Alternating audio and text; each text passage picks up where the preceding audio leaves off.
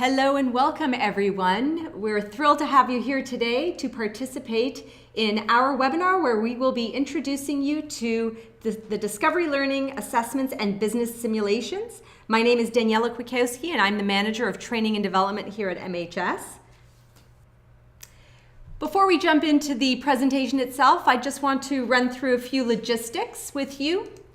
You are all on mute, and that's because we have a lot of people on our call today and we want to make sure that we keep background noise to a minimum as much as possible.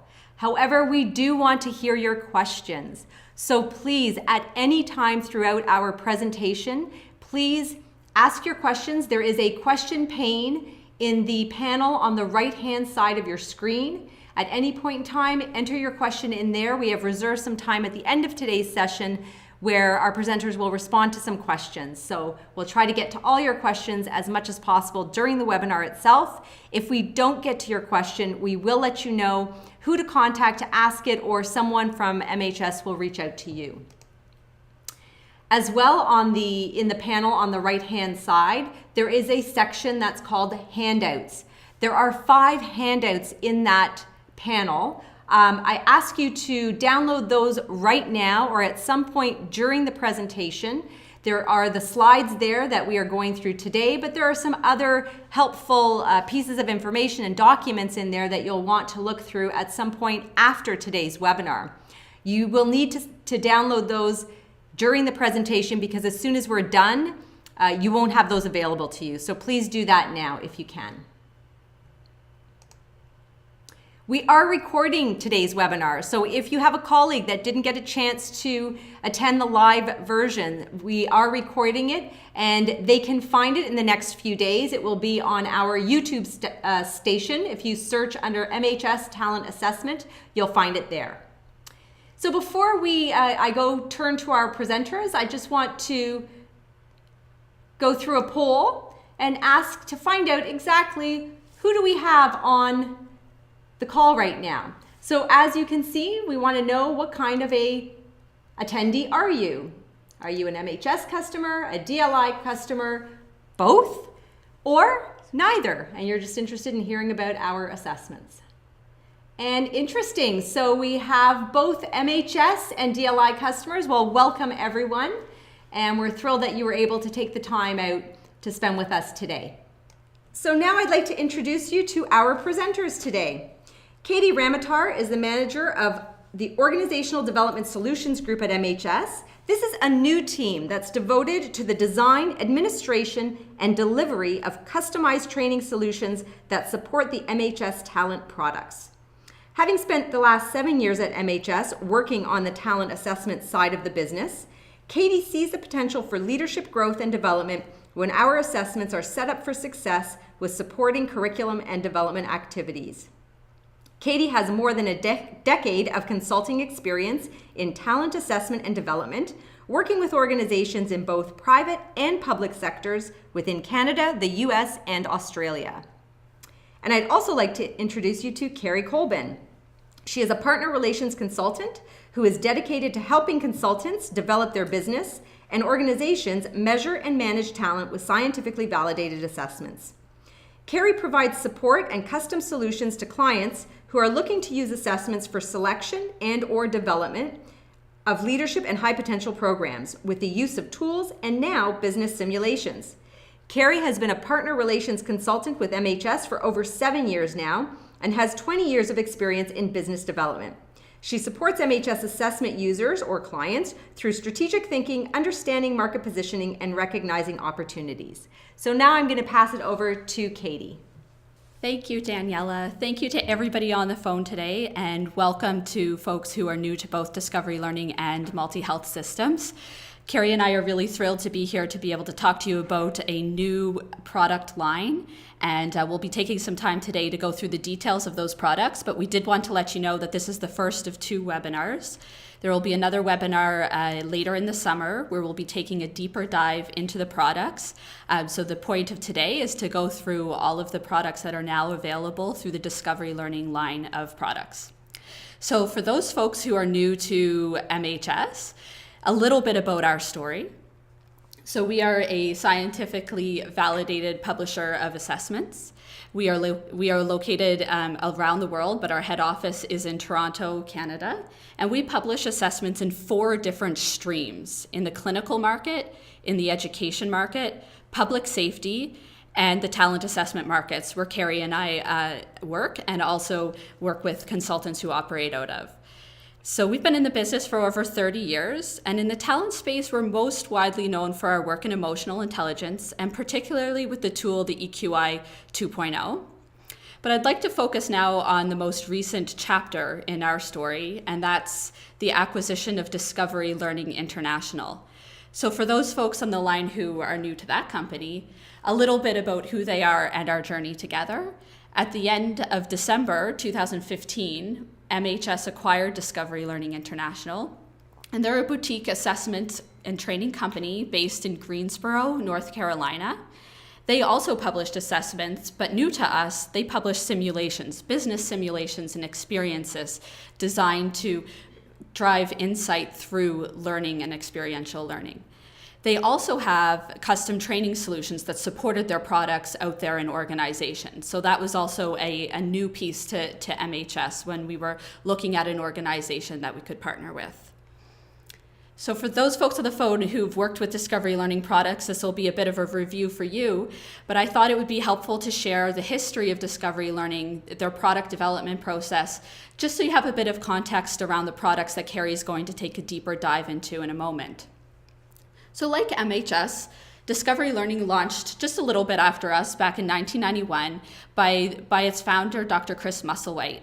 And at the time, he realized that individuals and leaders who were learning in organizations really found the most value in learning a little bit about themselves through self-assessments, but also discovering the impact of their behaviors on others through the use of simulations. And so launching with their 2 flagship products, Paper Planes, a business simulation you're going to find a little bit more about later, as well as Change Style Indicator in 1995, these continue to be their most popular products, and these were the drivers of Discovery Learning from the beginning. They continued through a product development lifecycle, launching more assessments like Press Time and Edge Work, which we'll talk a little bit more about later, and then moved online around 2003, around the same time as we did, with 360 assessments. Throughout the last couple years, they launched Influence Style Indicator, another self-assessment that helps to hone in on an individual's preference for influencing others. And their latest release was Change Navigator, an assessment that is used as an activity to help pinpoint people's place in their response and reaction to an organizational change. So throughout these years, what really appealed to us was that there was a constant focus on innovation and product development, one of the values that we hold dear at MHS as well. So the other thing that we saw was that there's assessments, but this new idea of adding business simulations, which we thought was a tool that our coaches and consultants could add to their toolkit when working with organizations, above and beyond the products that we have here at MHS, like the EQI or the Peerman. So at the end of 2015, when we acquired Discovery Learning, we spent much of the last year understanding the customers, all of the products, their development, the processes that Discovery Learning had in place, and began the integration and planning efforts around ensuring that by this year, we could start selling and bringing the Discovery Learning products to you folks on the phone, and as well a concerted effort globally. The other piece, which we'll focus on towards the end of the webinar today, is the custom training solutions as well. And that required MHS looking at how we could further support our products by providing training and facilitation that wrapped around the assessments and the new business simulations to our portfolio. So for today's agenda, as I said, we'll take a deeper dive into some of the assessments I just showed you, the 360-degree feedback tools, and the 6 business simulations. We'll finish the webinar off by focusing on custom training solutions that are supported through the new team or OD solutions at MHS. The self-report assessments from Discovery Learning are the Change Style Indicator, Influence Style Indicator, Decision Style Profile, and Change Navigator. Carrie's going to take a deeper dive into these in a moment, but I just wanted to set the stage for two of the tools because they pair really nicely together. Change Style Indicator, which looks at your preference towards change, so an individual's preference towards change that's occurring around them, and Change Navigator, which pinpoints your place along a cycle of accepting that change and being able to navigate that change. So I think it's fair to say that in organizations today, that change is the only constant. It is something that most of us are in the business of helping people, individuals, leaders, or organizations navigate day to day. But 1 out of every 3 change initiatives is successful. That's a huge amount of money, resources, time, and organizational effort dedicated to making sure an organization can successfully navigate that change. So why do we think that is? I mean, much of us are working in an industry helping people react to change or helping an organization put in place processes or technology and systems to navigate that change. And in fact, MHS and Discovery Learning have been going through a very similar organizational scope of change in the last year or two as well. What makes it so successful? Well, that same study looked at the reasons why change fails and what is at the cause of organizational change. So when you look at the reasons why an organizational change effort might fail, 14% of these initiatives were found to fail because of inadequate resources. So the folks weren't the right ones on the job, the budget wasn't adequate enough. There's also another 14% due to miscellaneous obstacles. So that's unforeseen things in the environment that are happening that can derail organizational change effort. But the other 2 drivers of why organizational change may fail are unsupportive leadership behavior and employee resistance. And this is because at the heart of all organizational change initiatives, you have people. And so unless you look at the people who are involved in the change and who are going to be not only leading the change, but the recipients and going through the change in the organization, unless you look at them and pay some attention to the way that they prefer to go through change or where they are at in accepting a change that is happening, you're more likely to derail that change effort in the organization. And so I thought this would set the stage nicely to pass things over to Carrie to go through the Change Style Indicator and Change Navigator, as well as the other ones that were published by Discovery Learning. Thanks, Katie. So the first assessment that I'm going to be talking about with you today is the Change Style Indicator. And I can't tell you how many times I receive calls from clients who are looking to implement a leadership program or a high potential program. And when I start asking more questions, it usually turns out that there's been some kind of catalyst in regards to change. So a specific change event or several changes that have taken place over the last little while. And really, those changes are impacting their leaders, hence the need for a program. So we know that leaders need to be great at managing change, but how do you best arm your leaders? The Change Style Indicator is going to show you your starting point, so your preference in approaching change. And it's also going to help you to understand the style of those around you. So we've identified 3 preferences, which are conserver, pragmatist, and originator. The conserver is someone who accepts the structure and prefers incremental change. The pragmatist is someone who explores structure and prefers functional change. And the originator is someone who challenges a structure or prefers expansive change. So there's really no good or bad, right or wrong preferences. However, it is ideal to have a spread of the types within the team, or at least understand the diversity of the team. So you can imagine if you have a group of conservers, you know that if you're going to be rolling out a change, that you should probably do it more gradually. If you have a group of pragmatists, then you know that they'll be open and objective to change. And if you have a group of originators, then you know that they're going to be supportive of faster, more radical change. So for this report, we do have a group report option, so you can see just that. You can see the diversity on the team. So let's try something a little bit different now. What I'd like to do is ask you all if you wouldn't mind standing up from where you're sitting. All of you on the phone, I'd appreciate it if you could stand up. Shake your hands out. And now cross your arms in front of you. Good. Now this time, cross your arms again, but in the reverse direction so that your bottom arm is now on top. It's likely going to be a little more difficult. So you can do it if you apply some effort, but it does feel weird and it's not home. And really that's what change style is. It's the home base for our preference towards change. Personally, as a conserver, I can be an originator if I need to, but it's not comfortable for me and I don't really understand it as well as I do my conserver approach.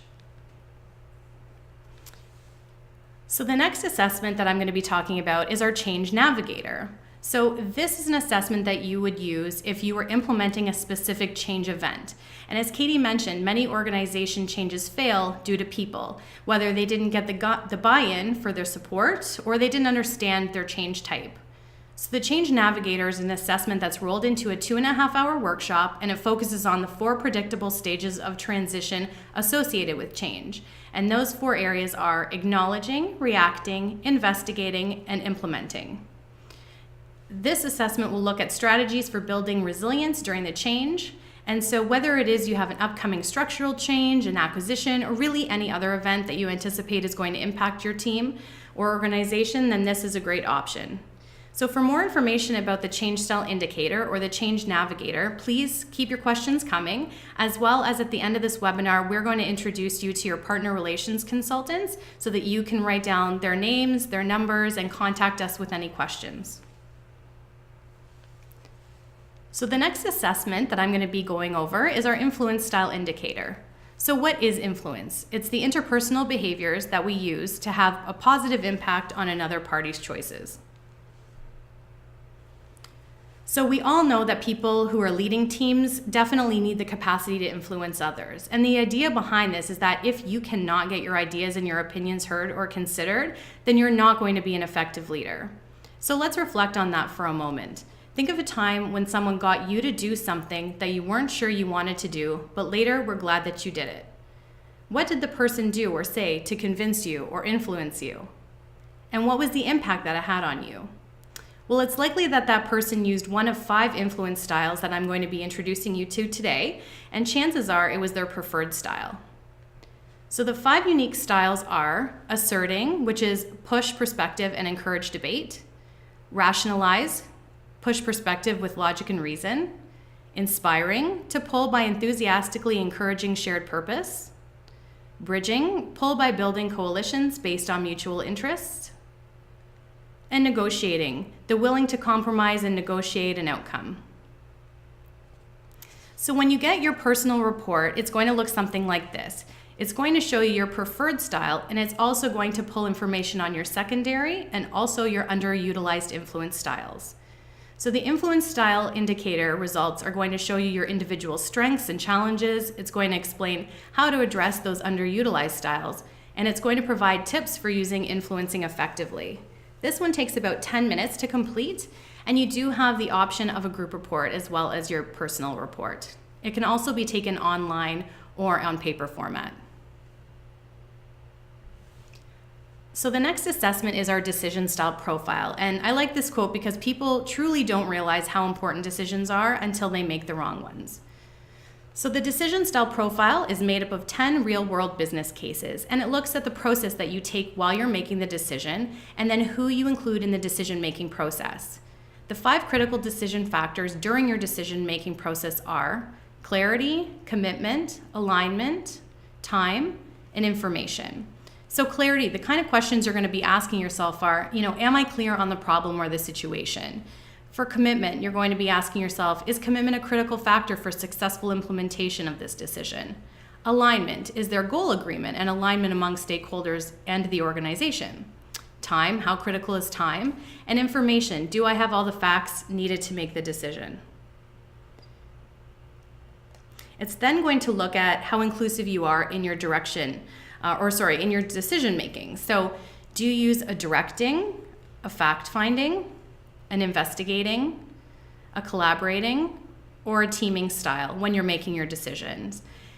And then on top of that, what the report is going to show you is it's going to compare your results to those of the experts, so those of 20,000 other executives and mid-level managers. And the personal report is going to help you refine and improve on your decision-making skills, as well as discover your weaknesses and provide strategies for action and strengthening your decision-making skills. This assessment takes a half an hour to complete and can be done online. So the next group of assessments that I'm going to be discussing are our 360 tools. We've got the Discovery Leadership Profile, which focuses in on existing leaders, and then we have the Emerging Leader Profile, which focuses in on high potentials.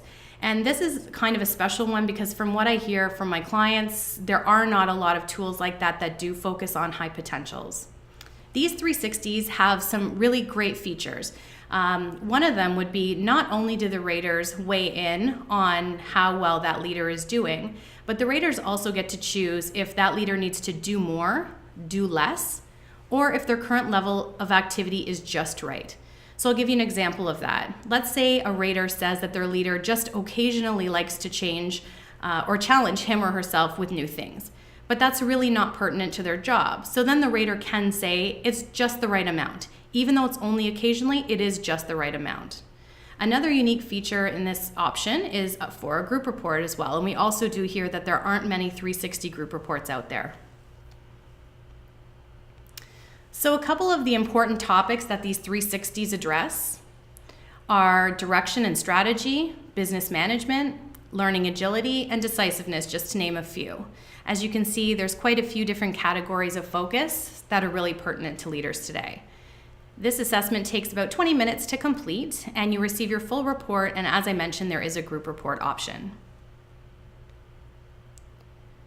So that concludes our discussion on the assessments that we have. As we mentioned before, keep your questions coming, and also we will introduce you, like I said, to your dedicated partner relations consultants at the end of the webinar. Okay, great.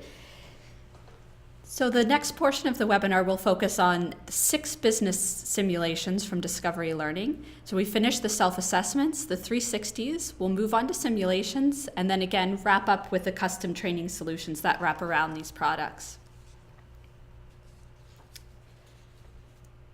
So business simulations are an example of experiential learning. And experiential learning is really the idea that learning a new skill or a new behavior is more effective if that learning takes place by actually doing something, getting the chance to practice. And the business simulations are just one example of that. So just to get an idea of the experience you have with simulations, we're going to open a poll question. So the question we'd like to ask you today is, have you ever participated in a simulation, experiential learning, or a serious business game? We'd love to know whether you have background in this. So looking at the results, it looks like almost 80% of people on the line today have participated in some type of experiential learning, be it a business simulation or a serious game. So that's great that there's lots of experience out there with them.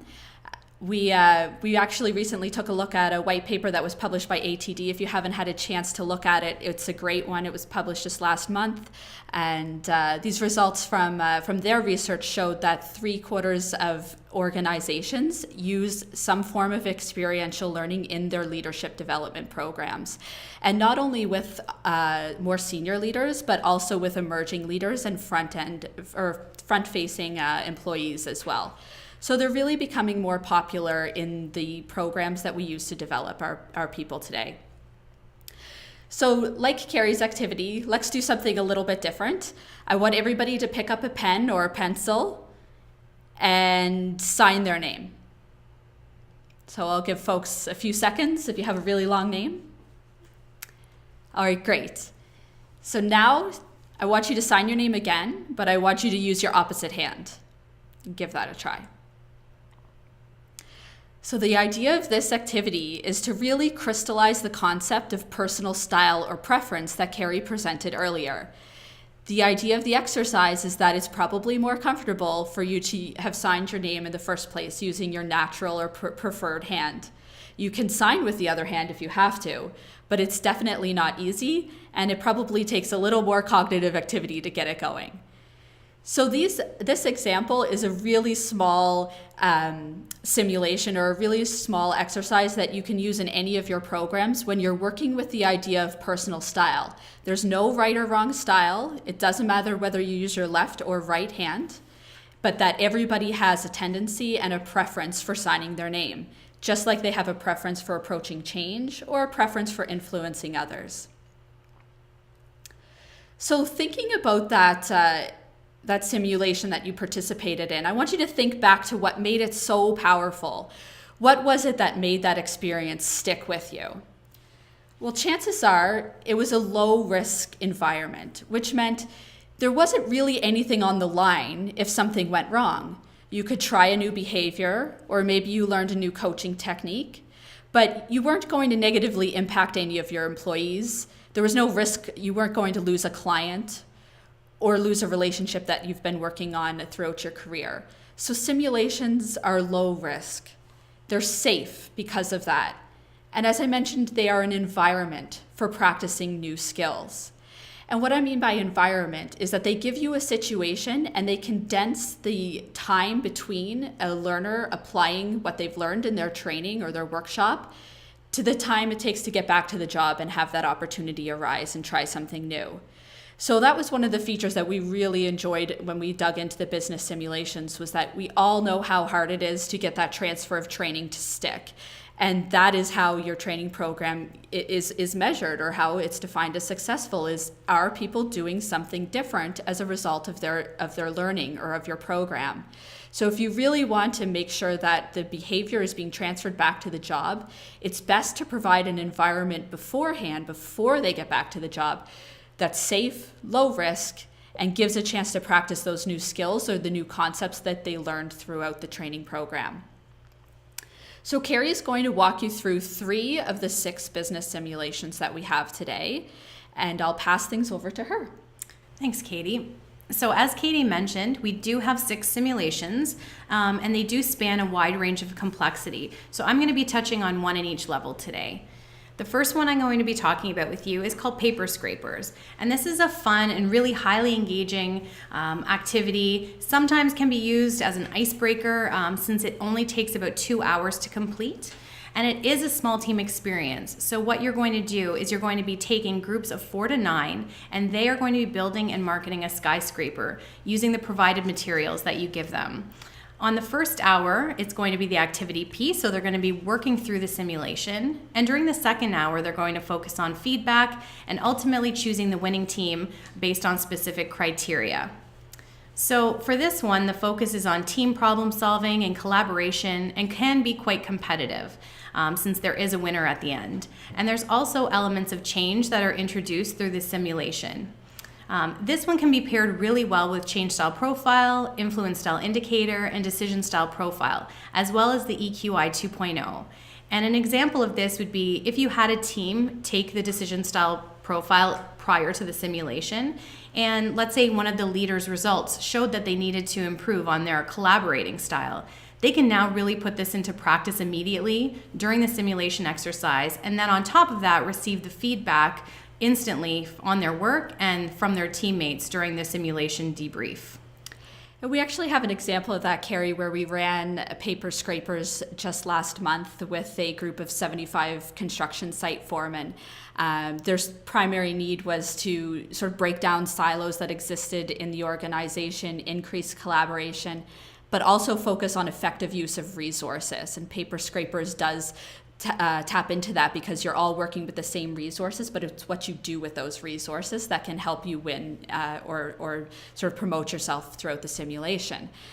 So they worked in small teams of 7 to 8 folks, and throughout a 2-hour period, which was part of a quarterly meeting that they run 4 times a year, they were able to break down barriers. Folks talked to people that they had never ever communicated before, and they also learned that throughout all of the different change that's introduced during the simulation, that there was more self-awareness for everybody's different reactions to that change. So they didn't do the change style indicator, but there's still a conversation and a debrief that you can have, that people do react differently to change or changes in resources, and that as a team, it's best to understand everybody's reaction and work through it together. together. Perfect. So the next simulation that we're going to be talking about today is called paper planes, and this is a more complex simulation. It does take 6 hours to complete, and the focus is on engagement, collaboration, and important business outcomes like cost, quality, and customer satisfaction.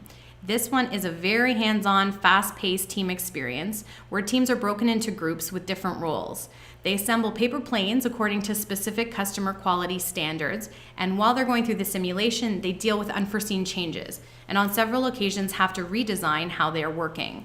In the end, they have to fly as many planes as possible, meeting all of the given criteria. And people really do invest in their work during this one, and there's also a lot of cheering and excitement as they test out their planes. The feedback is really positive on this one, so we talk to people all the time who experienced paper planes 10 years ago and they still remember going through the simulation. So this one's a really, really popular choice, and it really does work well with any of our assessments. So on that note, one of the classic combinations is paper planes and change style indicator. And what that looks like is a one-day program where you start off focusing participants on their change style and getting back their results, finding out where they are in their terms of their preferences for change, set up the simulation, and then spend the afternoon really giving them an opportunity to experience firsthand how people react differently to change and how you need to work together across all those different change styles to achieve the same outcome, which in the case of paper planes is selling as many planes as you can according to quality standards held by the customer. So that's one of those classic combinations, and when we speak of pairing an assessment with a simulation, that's what we mean, is giving folks some insight into their own preferences and style through a self-assessment, but then giving them a chance to play it out, experience it, and adjust in a real-world situation like paper planes.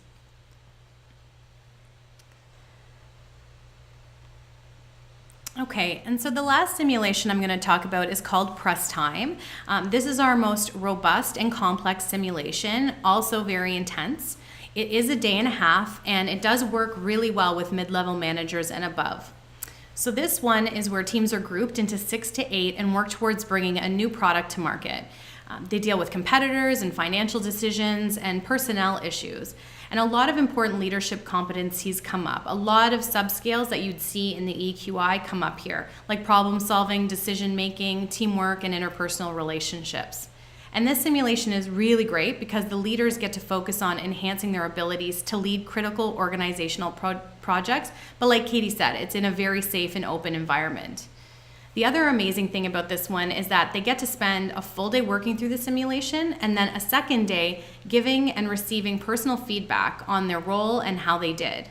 This simulation can be paired, like I said, really well with the EQI, a 360, or any of the other assessments that we've discussed earlier. And one of the things to note about press time is the decision-making model that Carrie presented earlier in the DSP, or the Decision Style Profile Assessment. That model is actually embedded into this simulation. So as the participants are working through bringing this new product to market, there's a few key decisions that they have to make along the way. And depending on how they make those decisions drives the remainder of the simulation. It's kind of like a choose your own adventure story.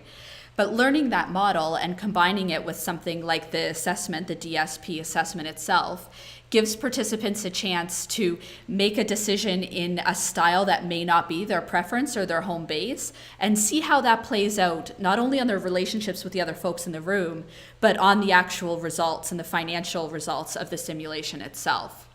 I've also seen this paired well with EQI, and that second day that Carrie was talking about, that can really give an opportunity for you to get feedback on the different skills that are on the EQI. So if I was working on assertiveness, and that was something that was important to me in my growth as a leader, I could ask the folks around me for their feedback on how they thought my assertiveness showed up during that first day. And the other benefit is that you get feedback from the facilitator as well. Their role is to be an impartial observer and to make notes throughout that entire day. So if that facilitator, if any of the folks on the phone want to work with this simulation, If you're working with an organization, you may be paying attention to certain things that you've agreed upon with your client or with the stakeholders in the organization.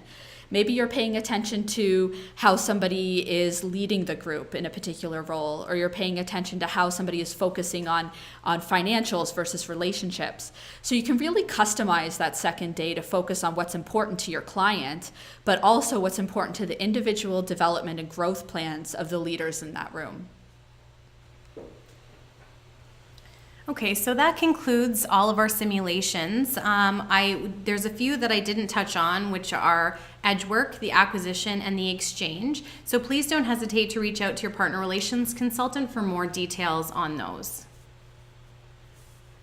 So you may be asking which simulation is right for me. Well, what we've done is we've created this slide here for you so that you can see the 3 different levels that we've broken these simulations into. And they're divided based on who your audience is, the time frame that you have in terms of how long you want the simulation to run, the complexity of it, as well as what the certification would entail.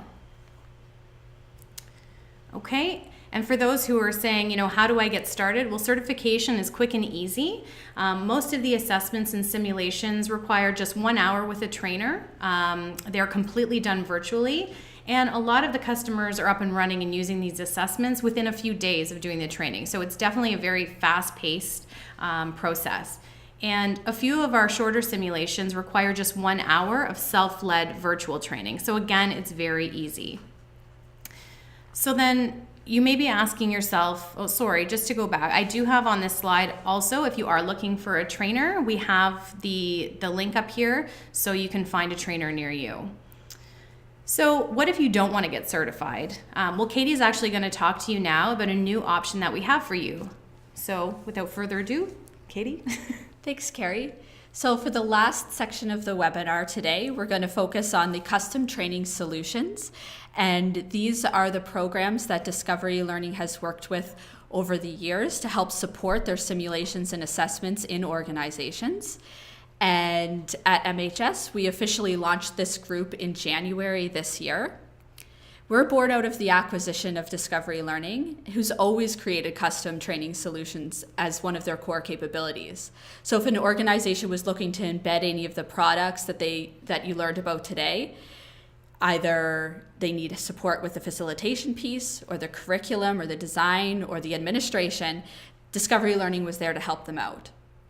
So today, the OD Solutions Group under MHS is working with the same organizations and new ones to create customized training programs that wrap around and support the same products and that you saw today. They are also going to be extended to include the rest of the products under the Talent Assessment Division at MHS, like the EQI or the Pyramid or Risk Type Compass. And what we mean by when we say customized training programs is we can mean a half-day workshop if you'd like to bring Change Style Indicator into your organization and have a facilitated group debrief, or up to a 4-day leadership development program that includes executive coaching and post-program follow-up around goals and objectives. And we accomplish this by working with a global network of passionate facilitators and coaches who've been working with a lot of these products you saw here today for many years, and can work to make sure that the program that we develop with the materials is really brought to life for the folks that are at the programs with our organizations. So the formula that's underlying the program design that we do is really based on the one that Discovery Learning was based on, which is that people learn best when they can discover a little bit about themselves and their own behaviors through assessments. And if you combine that with a chance to discover the impact that you have on others through simulation in that safe environment, that's really where you can accelerate the learning curve. And so this is the formula that will underlie our programs and is at the heart of what the OD Solutions Group is doing. So just to tell you a little bit more about the activities that are happening that create those programs. So for anybody on the phone who works in training, design, and delivery, you know that there's a lot happening behind the scenes to bring a program to life. So as I mentioned, the first thing we do is we work on what is the core capability of this program that we're designing, and does it match what we have to offer? So as many of the products we just went through focus on leadership, emotional intelligence, change, influence, decision making. Those are where our capabilities are with our products and where we will continue to build training programs that support. The next step is program design and customization. So we can understand more about our client through conducting needs analysis, whether through discovery interviews, focus groups, different meetings with stakeholders in the organization to uncover the real learning needs that are expected as outcomes from the program. And then we get to work on customizing the training design and content itself. We also handle all the administration and coordination. So that means setting up all of the participants in the online portal, sending out invites, creating reports, doing group reports, and getting the workshop materials ready, including the slide decks and the printed materials, getting that all ready so that the facilitator is there and prepared. So as I mentioned, we work with a global network of facilitators, and we do a good job to match the facilitator to the organization, their culture, the language, the needs of that organization, and ensure that the facilitator is connected with the program, with the stakeholders at the organization, and that they're prepped and ready to deliver the program. We're offering programs both on-site and virtually. And these programs can also include things like executive coaching or post-follow-up support to help ensure that learning is promoted through discovery. So this is in a nutshell all of the activities that are happening under the OD Solutions team at MHS. And now I wanted to give you some examples of these programs in action. So a little bit more detail about the program that I shared with you earlier. This was a program primarily based on paper scrapers, and the idea was to shake up and do something different to the quarterly foreman's meeting for a Canadian construction and demolition company. Some of the outcomes that the client was expecting was to increase collaboration, to drive teamwork, to start the process of breaking down silos, although just having a simulation was going to be a real stretch and to take these folks out of their comfort zone as it is, and address appropriate use of resources. So you can imagine that's a very relevant topic for folks who are working on construction sites and who have to deal with sharing equipment and physical resources across sites. So this is a really scalable simulation. So even though you do them in small groups of between 4 and 8 folks, we ran this with 75 people at a time. And I've seen this work with as many as 200 people in the room at a time. So it's a very scalable activity. And as Carrie mentioned, it's relatively short. So if it is being used as an icebreaker or kind of a team building experience, it does fit well into an already established leadership or individual development program. For this client, they spent 2 hours of their 3-hour quarterly meeting on the experience of paper scrapers. And this was a real stretch for them. They had never even completed group work or working with folks at their tables during these meetings. The primary method for these meetings was pushing information from head office around new safety policies or regulations, and really didn't involve a lot of collaboration. So we knew just the addition of a simulation was going to be a big ask for these folks. So some of the results that were experienced were comfort zones were definitely stretched. One of the neat features about paper scrapers is as short and condensed as it is, you do have to make a very small presentation to the large group to present back the tower that you presented. And this can really take people out of their comfort zone, and it almost gives them a stretch objective. So that was really neat to see. Silos were broken down. People who had never talked to each other in this group of 75 were now talking to each other. Communication was discussed around unforeseen changes, which obviously happens all the time when they're back on site. And we had a lot of conversation around how communication can be improved once they got back to the construction site. So I thought that was a really relevant example of using one of the shorter simulations. And then the last one I'll share is the work we do with press time and change style indicator for a global financial services company. So Discovery Learning has been working with them for 7 years on the same program. and it is a Senior Vice President Executive Development Program where about 50 SVPs from around the world come to the US for a week in March, and they spend 4 days working on their leadership development program. So they're actually in training for those 4 days. And for the next 7 months, will spend time in their teams working on action research projects and receive executive coaching until the program wraps up in September. So we are a component of that. We are one piece of that larger initiative.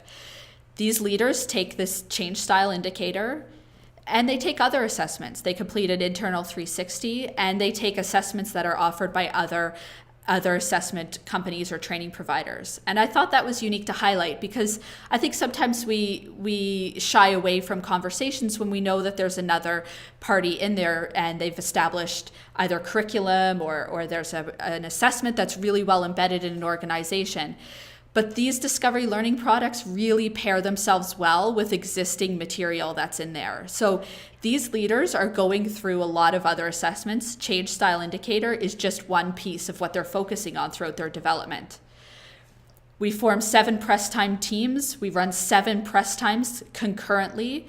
The first day is spent on the simulation, and day 2 is spent getting personal feedback on the change style indicator, their 360, and the other assessments that they have taken. In the next 6 months, they work with the executive coaches that we have brought on to make sure that they're hitting their action research projects and development plans. And another example of a classic combination that I mentioned was paper planes and change style. And this is an example of a consultant that we work with who in turn uses this combination with his clients and organizations. So we're just about to wrap up the information portion of the webinar. We wanted to leave this information here in front of you. This is how you get in contact with your partner relations consultant. If you haven't met them yet, they're on the screen and their territories are represented. I know there are some folks who are joining us today globally. Please connect with Helen and Angelica based on your location around the world, and they will make sure you can get connected with the right information and pricing that applies to your market for these new products. We're going to take a few minutes and answer some of the questions that have come through. We're probably going to address the ones that apply to the wider audience as much as possible. So the first question is, are there any translations available for the assessments? So yes, so all the assessments that we went through today are available in French, Spanish, and English. If you're looking for a translation that's outside of that, please connect with your partner relations consultant to have that conversation. But these are the ones that are available and live as of today. Has any research been done in overlaying this work with the MBTI? Yes, so actually Change Style Indicator has been researched alongside of the MBTI. Your mind probably naturally goes there. You know, if you're an MBTI practitioner, I am myself, I can't separate it from change style in the sense that there must be some connection here. So for example, you know, ISFJs are linked to conservers. That type of work has been done. It's available in the facilitator guide. There's a slide that has some information on the MBTI and CSI, so you could include that in your work with change style, especially if the MBTI was used in that program. The other thing is there's a research paper that looks at those two tools together, and that would be available on tap once you got certified. Another question is how can I get pricing info? Okay, so for pricing, the North American pricing for these products, they are listed on the MHS or in the talent catalog. And I believe as part of your handouts, you'll find the link to that and the pricing there. The majority of the assessments that we discussed today are $22 a piece. So once you're certified or if you're qualified, that's the price per report. And of course, the 360 and the group report options would be more than that, but they range between about $125 to $175 for those options. But again, the talent catalog will have everything you need, and if you want to reach out to your partner relations consultant, we can help you navigate through the pricing. Great. Another question has come in around the ATD report that I mentioned. So the title of that report is Experiential Learning for Leaders. It was a short white paper that I believe was released in March.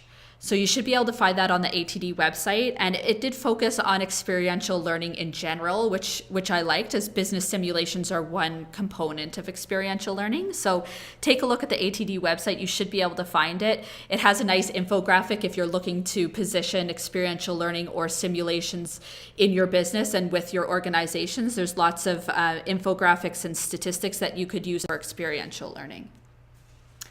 Okay, and the next question we have is, do you have an Emotional Intelligence 360? So we definitely do. It's the EQI 360, and we have two options for that. We have a workplace report and a leadership report. So the workplace would be focused on individual contributors, and the leadership report would be focused on leaders. So again, yes, we definitely do have the EQI 360, which focuses on emotional intelligence. And this question kind of follows that. So if on the 360, the DLP and the ELP that we presented, there was a question around what's a group report.